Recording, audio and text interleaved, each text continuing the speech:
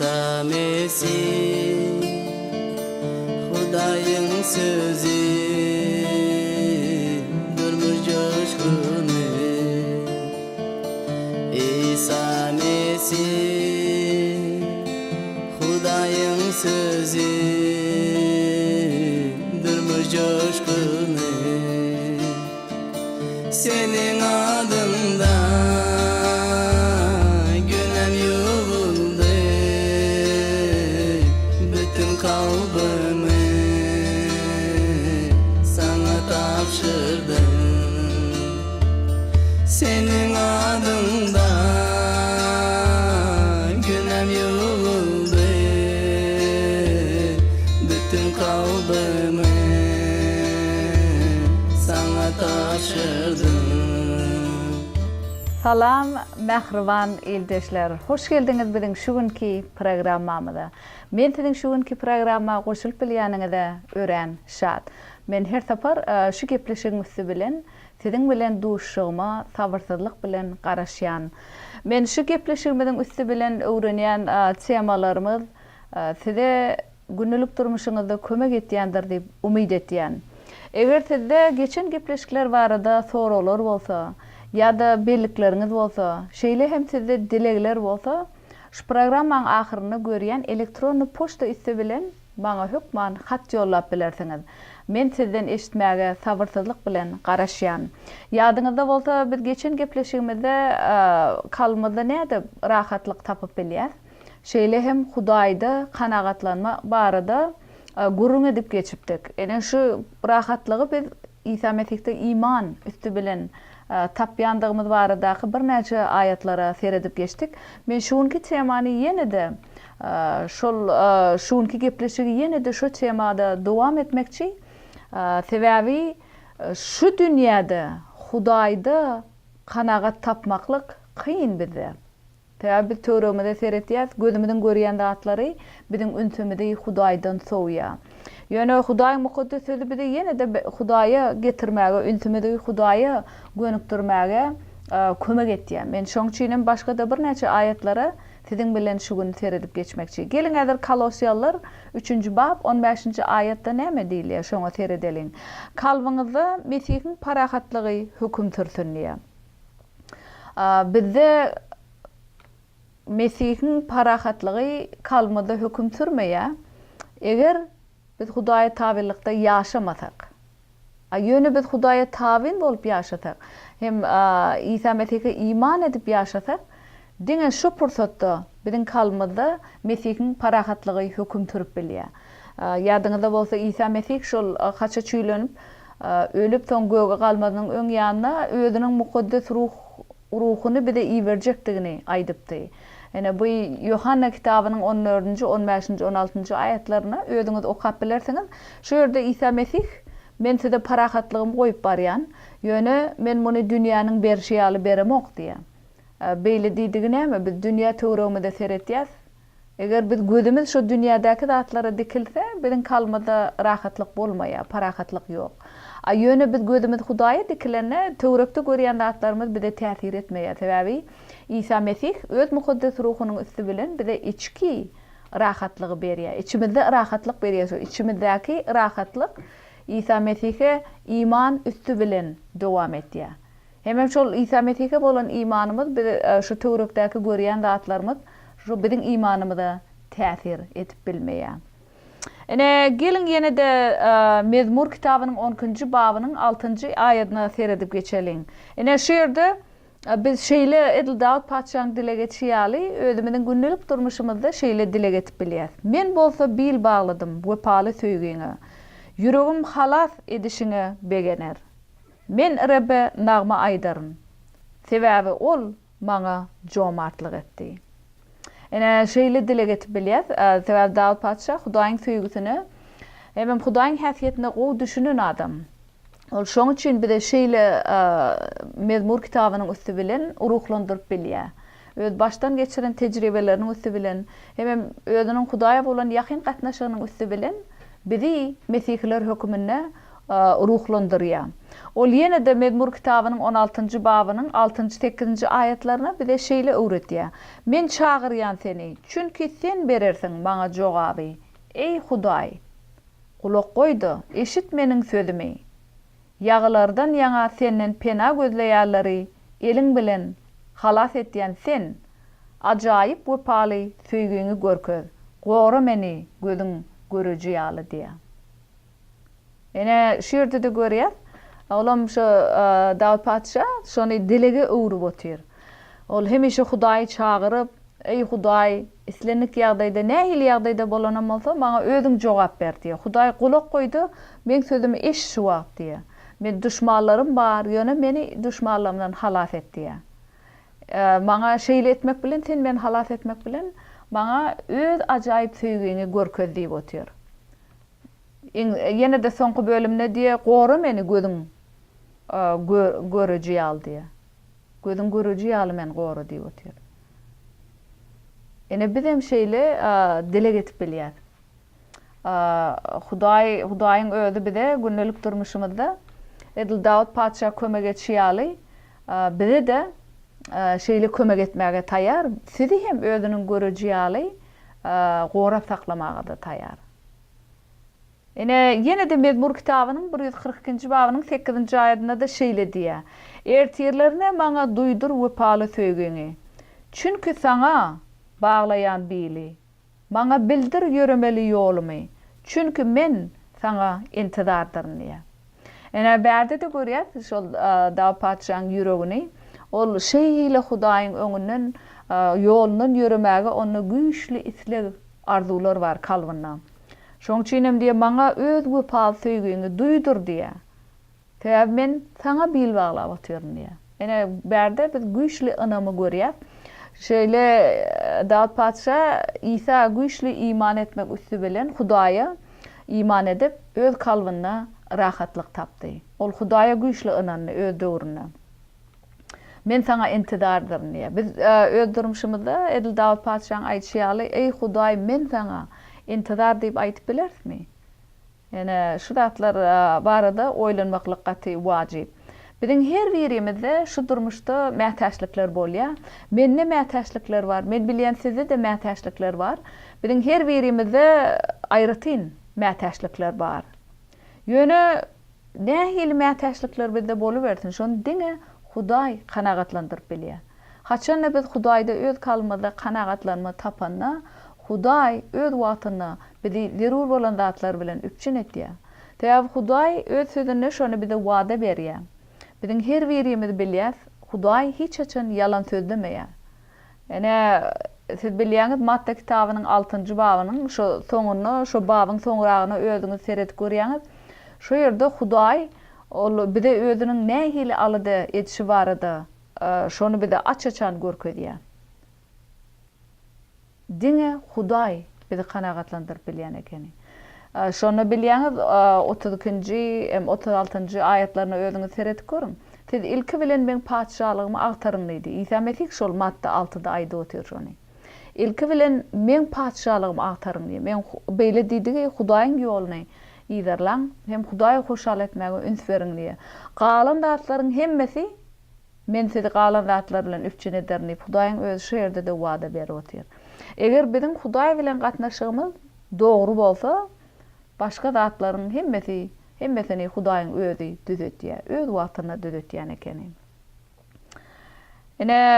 Yine de Kolosyalar kitabynyň 2. babynyň 10-njy aýatyna şeýle diýär. Siz hem her bir güýjüň we ygtyýarlygyň başy bolan Mesih arkaly bütewlige gowuşdyňyz diýär. Her bir güýjüň ygtyýaryň başy kim ekeni? İsa Mesih. Her bir ygtyýarlygyň güýjüň başy Mesih.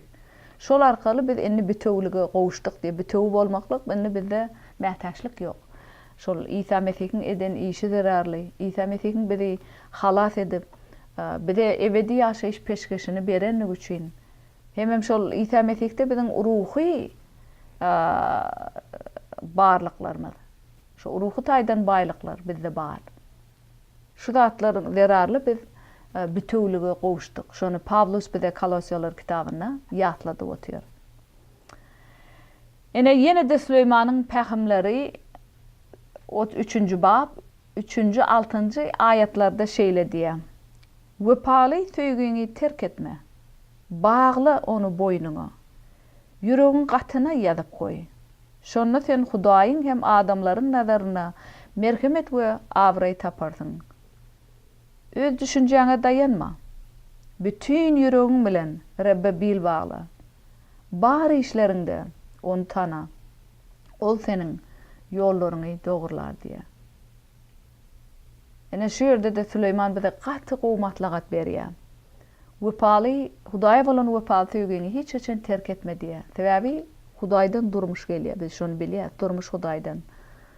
Şol wepaly söýgüni näme diye? Boynuňa bagla. Hemişe boynuňa dakyp geldi. Ol senden hiç açan aýrylmasyn. Hem şonu yüreğin gatyny diye. Ýaz yüreğine ýatsaň hiç açan ýatdan çykarmasyň. Şonu diye sen Hudaýyň hem adamlaryň nazaryna merhemet taparsyň diye. Hem awray taparsyň. Hudaýyň ýolundan ýörep hormatly ýagdaýda şeýle awrayly ýaşasak, şonda biz Hudaýyň öňünde de, halkyň öňünde de merhemet hem awray tapýan ekenik. Şonu görýär berdi. Ýene de Süleyman bize şu ýerde gaty gowy matlagat berýär. O diýe sen öz düşünjeňe hiç açan dayanma diýse, biz insanlar hökmüne biziň düşünjämiz çäkli. Ýöne Hudaýyň düşünjesi çäksiz. O diýe öz düşünjeňe dayanma. Eýsem bütün yüreğin bilen Rabbe bil bagla diýe. Bütün kalbyň bilen Rabbe bil bagla. Hiç şüphe bolmaýar. Dol biz bütün kalbymyz bilen iman etsek, onu şüphe ýeri ýok kalmada. Bar işleriňe diýe onu tana. Ähli etýän işlerimizde, pikirlerimizde, aňymyzda, hemme zatda biz hemişe Hudaýy gödüňüne tutup Hudaýy ýatlamaly. Onu tana diýe. Ol seniň ýollaryňy dogrular. Ene biz Hudaý bilen şeýle ýakyn gatnaşykda ýaşasak, Hudaý biziň ýollarymyzy dogurlaýar. Öz adynyň hatyrasyna, hem beýlekleriň hatyrasyna ol bize şeýle kömek etmäge taýar. Ýöne biz oň ýolundan ýöremäge taýarmy? İman etmäge taýarmy? Ene berde görýäs şu ýerde Hudaý bilen ýakyn gatnaşykda bolup şeýle ýagdaýda ýaşamaklyk bize adamlaryň nazaryna hem Hudaýyň nazaryna merhemet tapmagy kömek etýär. Şeýle hem awry tapýar. Ene men öz durmuşymda da görýän, haçan da şol Hudaý bilen iň ýakyn gatnaşykda ýaşamna, Hudaý maňa beýlekleriň gözüniň öňünde merhemet tapmagy kömek etýär. Ol öz padşahlygynyň maksadyny amal etmek üçin bize beýlekleriň öňünde awray hem merhemet tapmagy kömek etýär. Men şonu öz durmuşymda hakykatdan hem gördüm. Şu wagt men şu wagtga gitýän ýygnanşygym şol İsa Mesih'e iman etýän ýygnanşyk ene şolar şu wagt maňa her zatda kömek edip edil Hudaýyň söýüşi ýaly söýüp ruhy taýdan ruhlandyrýarlar. Bu ýygnanşyk täze men öň başga ýygnanşyga gitdim näçe ýyllap. Soň men çalşmaly boldum. Başga şähere göçüp, soň ýene de şu täze ýygnanşygy Mesihler ýygnagyny tapyp ilki bilen elbetde meni gorku boldy. Hiç kim tanamadym. Ýöne Hudaýyň maşgalaty hemişe birek-birege goldaw berip kömek etmäge taýar.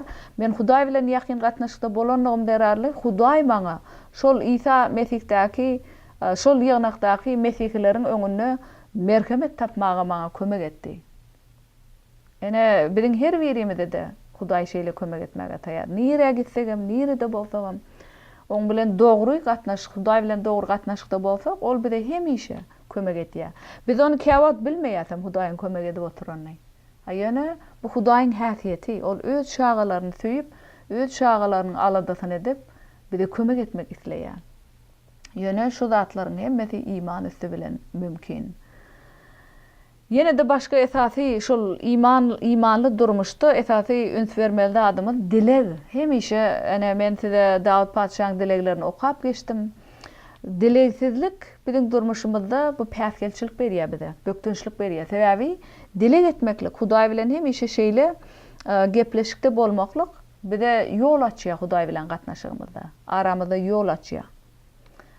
Parahatlyk ene bu dogry tabin durmuşyň miwesi bolýar. Haçan biz dileg edip Hudaý bilen ýakyn gatnaşykda bolsak, neticesi näme bolýan eken? Kalmada rahatlyk bolýar. Hemem biz Hudaýda kanagat tapýar. Kanagatly ýagdaýda ýaşaýar. Kalmada nägilelige ýol bolmaýar. Täbi Hudaý mukaddes ruhy öz mewelerini biziň kalmada öndürip otur. Siz bilýäňiz, mukaddes ruhyň meweleri nämedi? Süýgi, rahatlyk, mulaýymlyk, mähribanlyk, sabırlylyk, öz-özüňe erketmeklik, parahatlyk, şatlyk. Şu zatlaryň hemmesi mukaddes ruhyň meweleri. Biz Hudaý bilen ýakyn gatnaşykda bolamyzda, şu mukaddes ruh şu meweleri biziň durmuşymyzda öndürýär. Şol mewelerin, beýlekleriň, İsa iman etmeýärleriň ünsüni özüne çekýär. Elbetde olaram kalbyna şatlyk, rahatlyk isleýärler. Şeýle etmeklik bilen öz İsa Mesih'däki durmuşymyzyň üstü bilen beýleklere şaýatlyk etýär biz. İsa'nın biziň kalmyzdaky durmuşy barada, biziň durmuşymyzda İsa Mesih'in rolu barada beýleklere şaýatlyk etip bilýär. Yakup kitabynyň 4-nji babynyň 2-nji 4-nji ayatlaryna näme diýilýär? Dile getmek barada. Siz isleýärsiňiz, emma hiç tat kazanmaýarsyňyz. Adam öldürýärsiňiz, görüplik edýärsiňiz, emma hiç bir maksadyňyza ýetip bilmeýärsiňiz. Dawa jenjeldir galmagal turu diýärsiňiz, emma hiç tat kazanmaýarsyňyz.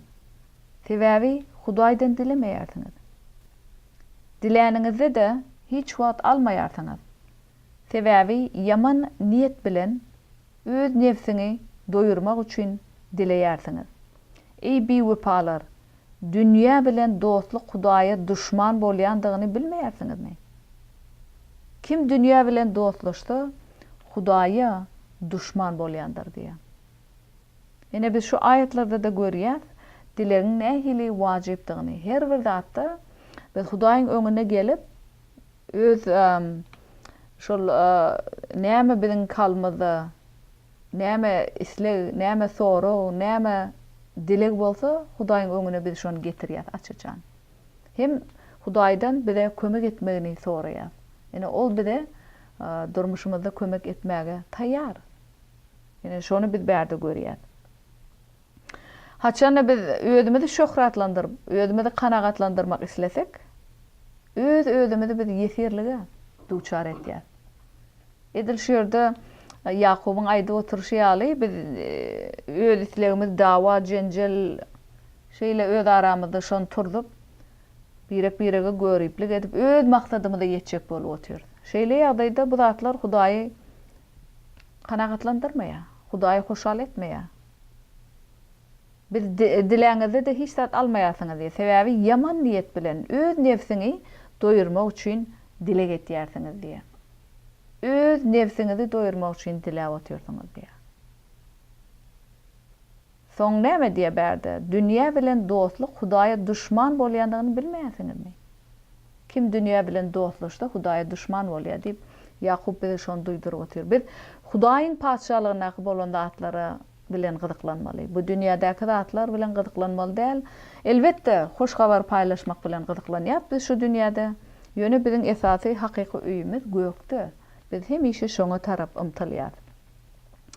Hudaýa tabin bolman oňa garşy dursak, biziň durmuşymyz gaty çylşyrmlaşdyrýar. Muny biz her özümiz bilýäs öz durmuşymyzda.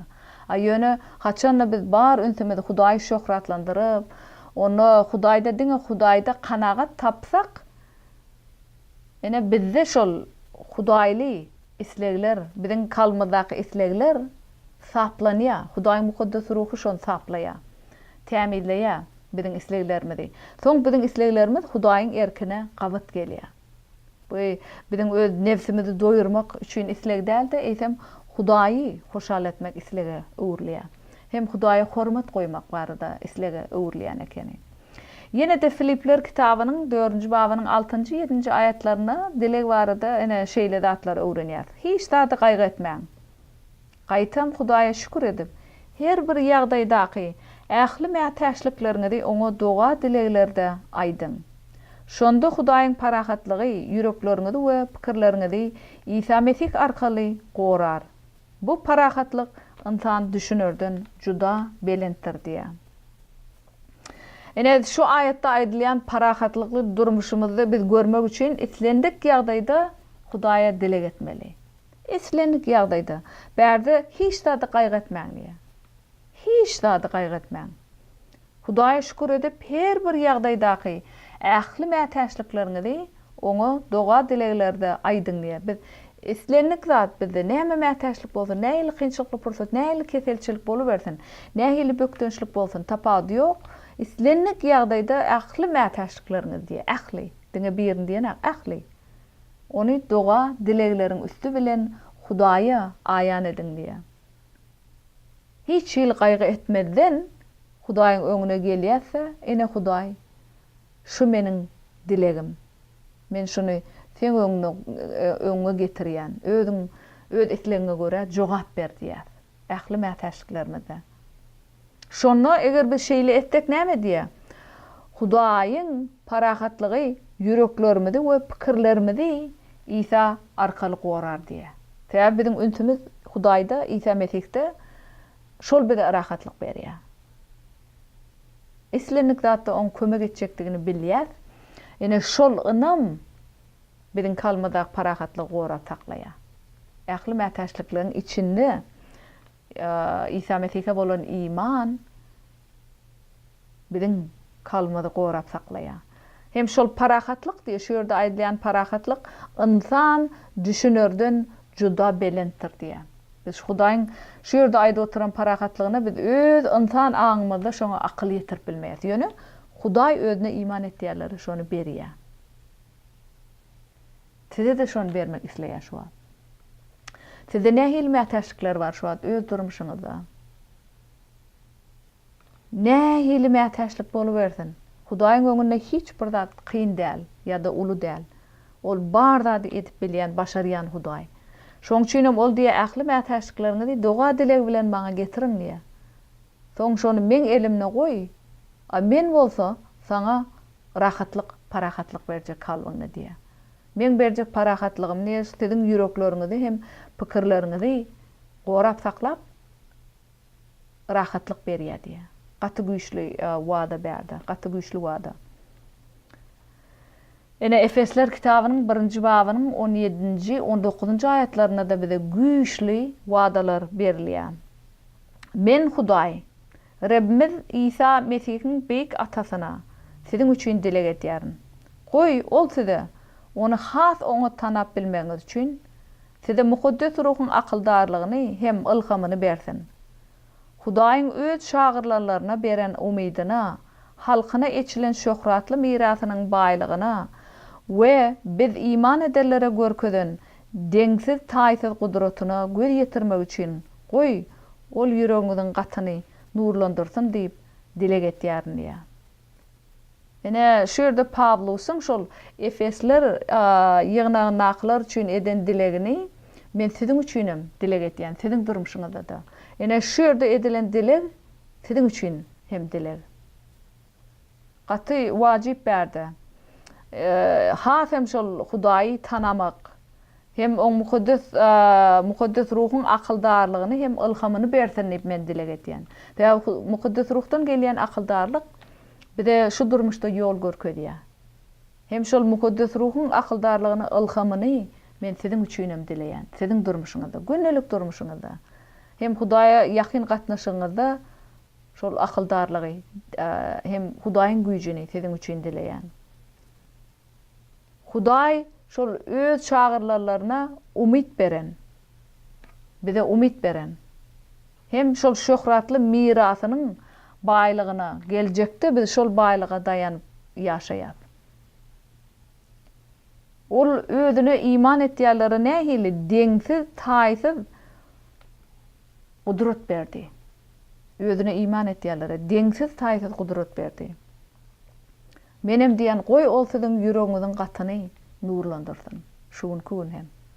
Nähili ýagdaýda bolsaňyzam, goý İsa Mesih siziň ýüregiňiziň gatyny nurlandyrsyn. Biz Hudaýy näçe gowy tanadygymyzça şonçada oňa iman etýär. Näçe iman etdigimizçe şonçada şol kynçylykly pursatlaryň içinde de Hudaýyň rahatlygyny tapýar. Ya ol diýdi maňa iman edin, kynçylyklaryňyzy maňa getiriň. Men siziň ýürekleriňize hem pikirleriňize rahatlyk bererin diýär. Biz diňe dili üstü bilen rahatlyk tapyp bilýär. Sebäp dile etmeklik diýmek, biz Hudaý bilen gepleşip otyrys. Üntümiz Hudaýda bolýar. Yüregimiz Hudaýa gönükdirlen. Şeýle ýagdaýda şu dileň üstü bilen bizde rahatlyk bolup bilýän ekeni. Eger siz isleseňiz öz başdak Mezmur 85-nji aýaty özüňiz dilege urup bilýäňiz. Şeýle hem Mezmur 80-çim okap bilersiňiz. Sebäbi şu ýerlerde Dawud paçha bize Hudaýa nähili kalmada açyp dileg etmeklik öwretýär. Öz başdak şol Mezmur 85-i dileg edin günlük durmuşyňyzda. Hem soň bellikleriňizi özüňiz ýazyp bilýäňiz. Şeytan biziň rahatlygymyzy ogurlamak isleýär. Şuňky durmuşda da ýöne Hudaýyň parahatlygynyň lezzet alyp ýaşamaga sizi çagyrýan. Şeytana şol kalbyňyzdaky rahatlygy ogurlamaga ýol bermäň. Sebäbi Hudaý siziň tarapdaryňyz. Ol hemişe siziň kalbyňyzda ýaşamak isleýär. Şoň üçin hem Hudaýa ýakyn bolup ýaşamaga men sizi çagyrýan. Ene Yohanna kitabynyň 15-nji babynyň 9-njy aýatynda näme diýär? Atamyň meni söýüşi ýaly, men de sizi söýdüm. Meniň söýgümde galyň diýär. Seret berde İsa Mesih aýdyp otyr. Ata Hudaý meni nähil söýen bolsa diýär.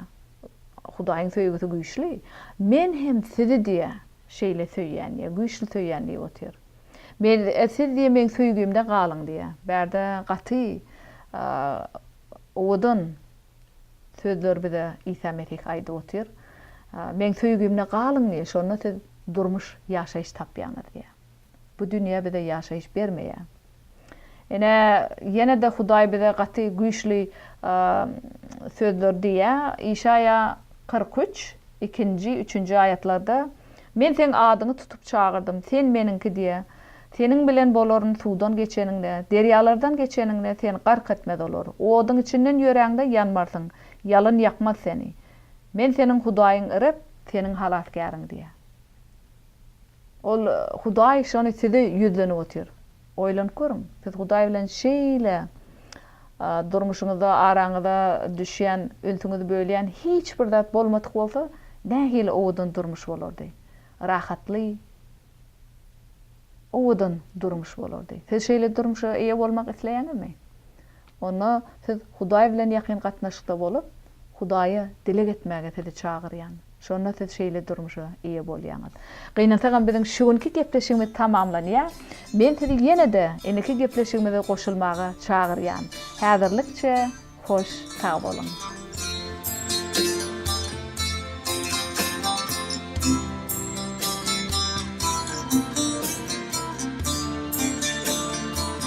Senin adında günem yolu, bütün kalbimi sana tapşır.